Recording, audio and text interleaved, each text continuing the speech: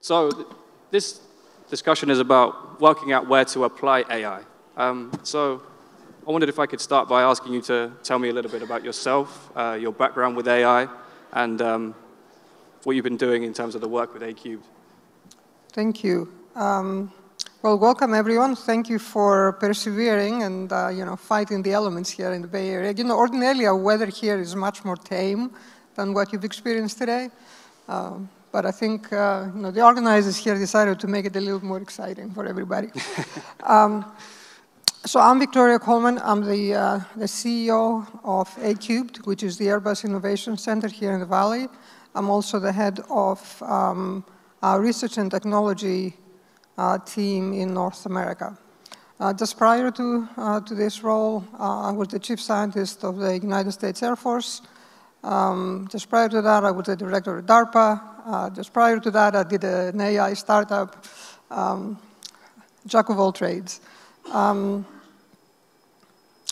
Let's see, I also have a side hustle. I am a visiting faculty member at Berkeley, where I help some common friends here with the new aerospace engineering program.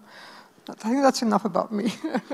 Thank you, thank you. So how do you evaluate which areas in aviation or aerospace are most primed to benefit from AI?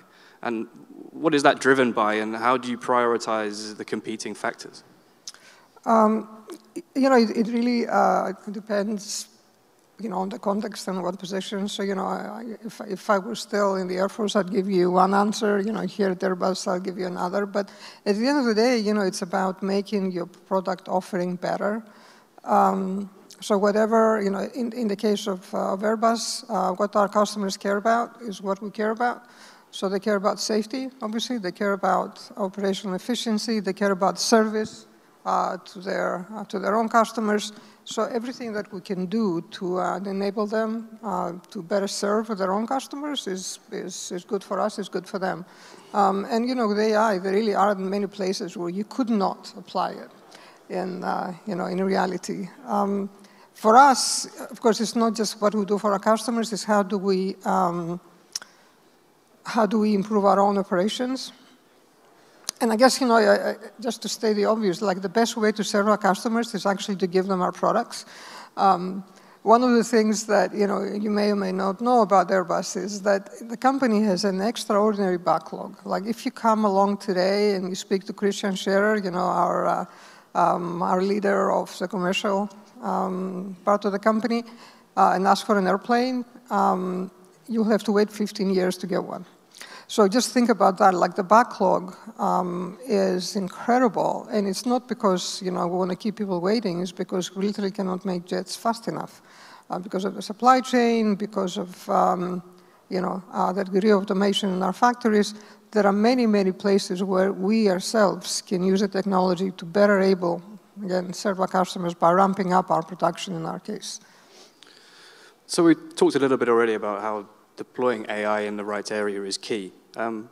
How do you apply AI to invest in long-term innovations like autonomous flight or next-gen aircraft design? We did a lot of that, obviously, in the Air Force, and maybe I'll say a few words about that, but also we do that at A-Cubed. So starting with A-Cubed, really everything we do in the company is not, it's not massive, but everything we do has AI at its heart. One of our biggest kind of investments is in the area of automation for flight functions. So we have this vision of kind of, we call it G2G, gate-to-gate autonomy. Imagine being able to do, all the way from departing the gate, taxiing, taking off, cruising, descent operations, the whole shebang. That's our vision. At Airbus, we have been investing very heavily in an AI-based visual landing system, which I'm really pleased to say it's now at TRL4. So, these technologies, they may kind of sound a little bit outlandish at the start, but we're actually making very significant progress in getting them much closer to deployment at scale. We're also doing a lot of work internally on applying AI to our manufacturing operations to support both our ramp-up, by, for example, making our supply chain much more visible and able to be dynamically managed, but also by making our operations more streamlined. One of the things that is the bugbear in our final assembly line is FOD, for foreign object detection.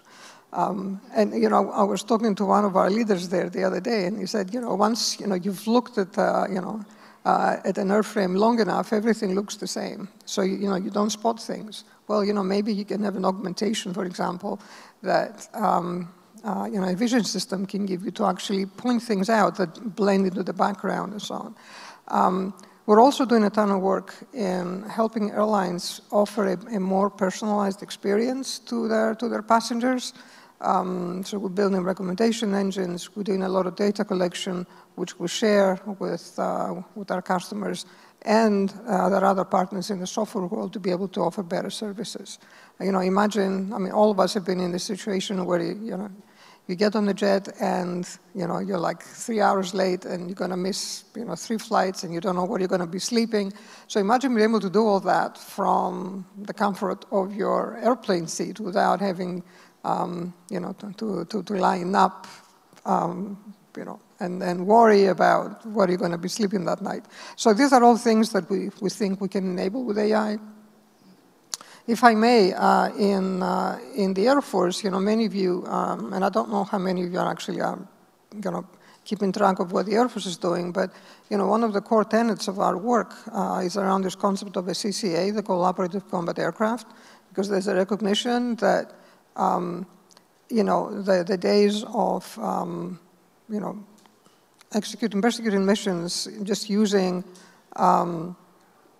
crewed platforms are coming to an end. We will have crewed platforms, but they will also be aided by a collection of uncrewed ones. The Air Force is making a very significant investment in future capability to allow us to do that. And of course, it's not just about the hardware, it's also about how do these things come together to prosecute missions together. One of the things that we did while I was in the Air Force, for example, is we started our first ever university-affiliated research center to look at tactical autonomy in particular, because one of the challenges that we have at the Air Force in particular is how do you take this wonderful innovation from the lab and make sure it lands in an airplane so that somebody can use it for their mission. At Airbus, it's a little bit easier, I think, but nonetheless, this kind of transit from the lab to the mission I think is a challenge for all these technologies. So as you will all know, aviation is a safety-critical industry. Our last panel was dedicated to that subject with respect to advanced air mobility. What is your approach to mitigating risks associated with AI adoption, especially when considering regulatory, ethical, and security challenges?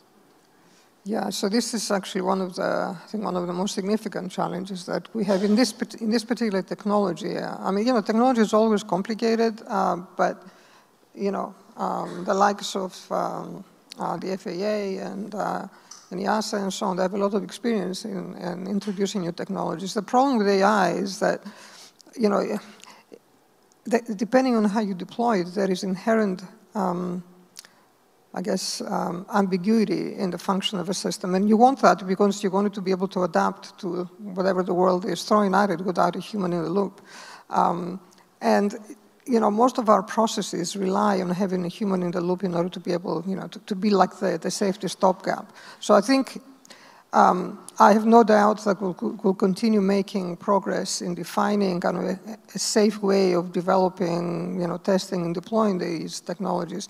But I think it will have to come from fresh thinking, not necessarily the thinking that we've used in the past for controlling this kind of these risks. Because at the end of the day, you don't eliminate them, you mitigate the risks. I do want to say that. One of the things that Airbus knows very well, and I will not claim any credit for this, it happened many years ago, Airbus pioneered, as you know, the introduction of fly-by-wire. And it has really transformed our industry. So, think about that technology, going from, wires and pulleys to something that is completely kind of disconnected. So imagine like how big a stepwise function that was for both development but also certification. And, we did that, working with the various certification bodies and the professional organizations. So, even technologies that look like really kind of, beyond the pale, if you like, we developed ways of figuring out how to make them safely and how to deploy them safely. And I have no doubt that autonomy is going to be just one of those things. I personally, if I had to take, if I was a betting person, which I'm not, I would say that given the heritage of Airbus, we're probably likely to be the first to bring autonomy to scale in commercial aviation. So to build on that response there, how do you ensure trust in AI systems deployed in aviation? So, we do our part, but it's a team sport. Safety in aviation certainly comes from having an inherently safe airplane, but it also comes from the way that it's operated, the way that it's maintained, the way that our air traffic airspace is managed. So it's not it's not one player in this ecosystem that carries the weight of safety. And I think that's what also makes it challenging, because it has to be an end-to-end kind of endeavor. Airbus is focused clearly on making the very best jets we can, the safest jets that we can, the most performant, the ones that contribute most to our sustainability objectives. But we also work very closely with the ecosystem. And an example of that is our UTM, our uncrewed traffic management system, in which Airbus has been investing for many years to try and understand how you would mix and match commercial aviation with uncrewed platforms like drones, for example, especially around airports and so on. And that's work that we've been doing with the FAA and others. And it's kind of interesting because, you start doing work on uncrewed traffic management, and you may think, okay, it's about how do I fly drones over SFO, and that's part of it. But actually, it also helps you figure out how you will implement swarming. For instance, in our helicopter division has this vision of creating mission-specific drones that can go execute missions where you wouldn't necessarily put a helo in action, because you always have to balance the kind of the risk to the crew, the risk to the individual, for example, you're trying to rescue, or the fighter you're trying to put out. But imagine having a situation where you have mission-specific drones that you can deploy from a standoff. How would you go about building that collaboration between, the crewed platform and the drone? Well, UTM, as well as helping us figure out how to fly drones over SFO, it actually enables these missions. It extends the set of missions that can be safely performed. So if I run an aerospace company and I want to implement AI into my business, do I need to consider any sort of cultural, organizational shifts in order to implement that effectively? I think so. So I'll tell you a story which is not a company story, but it is an Air Force story. So while I was serving in the Air Force, I had the opportunity once in a while to go fly. So I remember the very first time I flew in an F-16. It was quite a thing, because they spend like a day and a half telling you all the ways in which you're going to die, and it's like, okay, whatever, I'm going to die. I'm not going to worry about it. But you get in the jet and you realize that like almost 50% of the stuff in the jet, the cost and so on, is there to help the human being be able to tolerate that environment. And when you step off, you think, this would be a lot better done without a pilot. So if you say that, which I did unwisely the first time, it was like, man, never say that. And so I think there are two pieces to it. Like, one is, can we actually truly replace the human? And I personally believe we cannot, but we can definitely augment the human. But I think having these conversations about how we take existing operations and making them better, how we take them and, as in the case of the helo, we expand them. We don't, we're not going to get rid of pilots. That's never going to happen. And, like, I saw recently there was some talk from supposedly from Elon Musk, I don't know if he was involved or not, about getting rid of pilots and like having all these drones.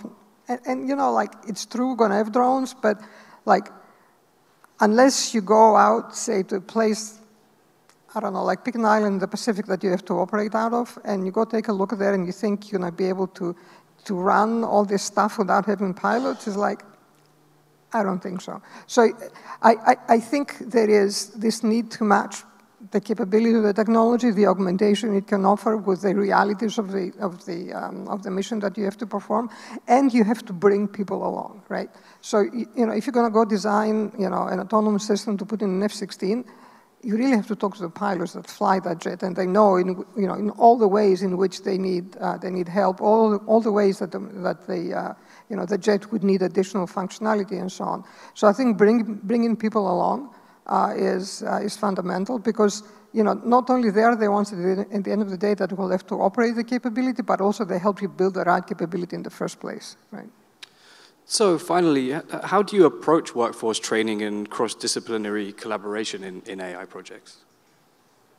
Well, that's a good one. So I really do think that it's it's a matter of getting them engaged from the get-go. And I'll give you another example in the Air Force. So at DARPA, we had a program called ACE that some of you may remember. We implemented this very first alpha dogfight where you had a real pilot square off with an agent, and the agent won.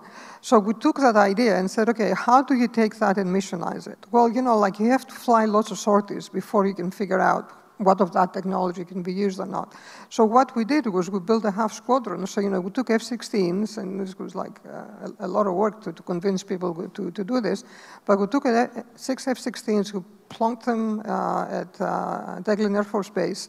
They're all kitted out with special hardware so you can do multiple call drops a day, and then we fly them. So you have people, in flight suits that, fly for a living, flying them day in, day out, learning, bringing the learners back. So we change the algorithms, we change the tactics and procedures. We develop the technology at the same time as we develop the way that the technology will be used in the mission. And the only people that can tell you that are the people that fly missions for a living. Right? Well, Victoria, thank you so much. It's been great having you on. Thank you. Thank you.